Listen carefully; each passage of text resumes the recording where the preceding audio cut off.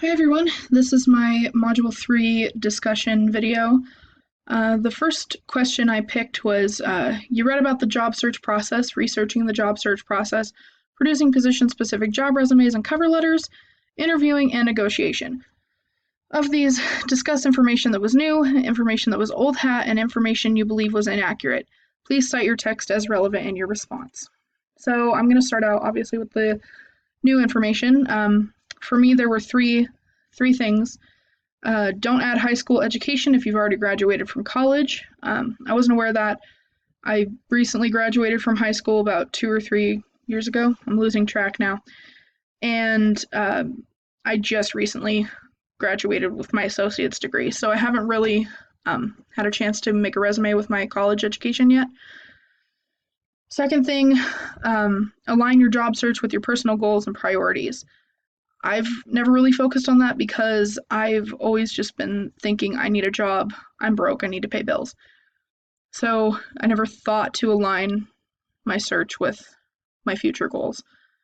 And then finally, there are illegal questions that should not be asked in an interview. I knew there were questions that you shouldn't ask in an interview or shouldn't bring up, but didn't know there was a term for it.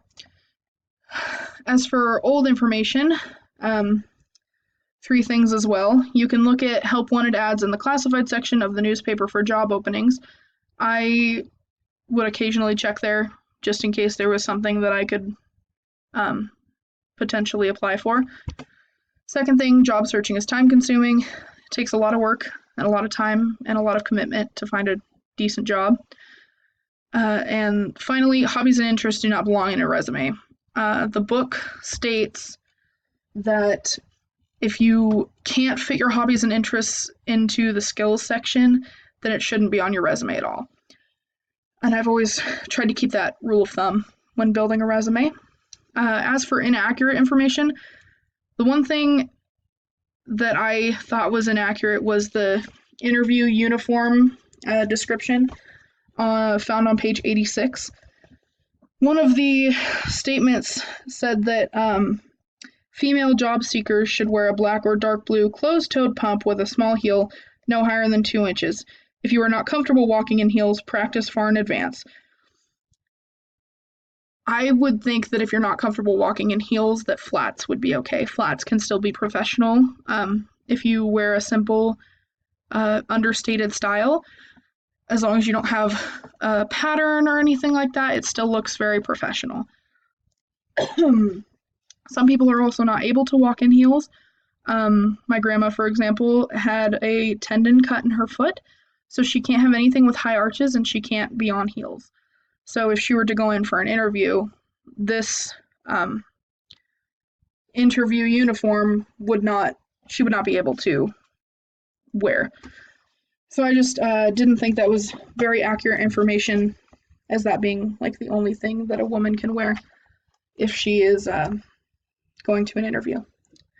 So for my second question, consider interviews in which you've participated. What have been your most successful, your least successful, and how do you prepare for an interview?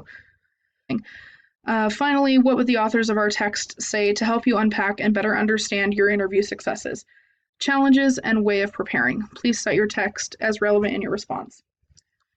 So my most successful interview is actually kind of a funny story. It would have to be the one when I applied at the campus library for a work study position. This was about 2 years ago. I walked in, shook hands with the interviewer, and she proceeded to say, "We know someone in common." I was a bit scared for a second because this could either be really good or really bad. So I just sat there and kind of wondered what she was talking about. She said, "As it turns out, my sister-in-law was your 11th grade English teacher." I still thought that could go either very good or very bad, but turns out it was very good. She'd seen my resume with my high school on it and texted her to see if she knew me. Basically, I got a great reference and was hired before I even sat down for the interview. My least successful interview was when I applied at Subway in downtown Spokane.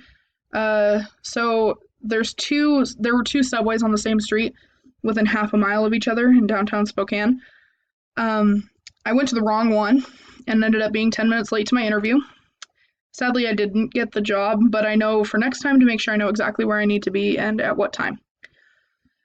When preparing for an interview, my mom or a friend of mine will go over some typical interview questions with me.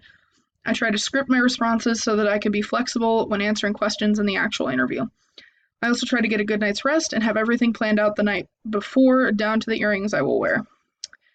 Not entirely sure what the authors would say about my interview experiences. For the successful one, I feel like they would say it's important to have good references, so that was probably what got me the job. As for the unsuccessful one, they would say to be early and make sure you know where to be. If I had just asked the person I was going to meet with what the address was, I would have been much better off and probably gotten the job. Finally, I think they would say I'm doing an okay job at preparing for an interview. There's probably more that I could do. I just don't foresee myself having an interview anytime soon, except for maybe the internship at the end of this program, because I'm pretty secure in my job right now. So anyway, that's all I've got. So thanks for listening. Look forward to hearing your guys' responses.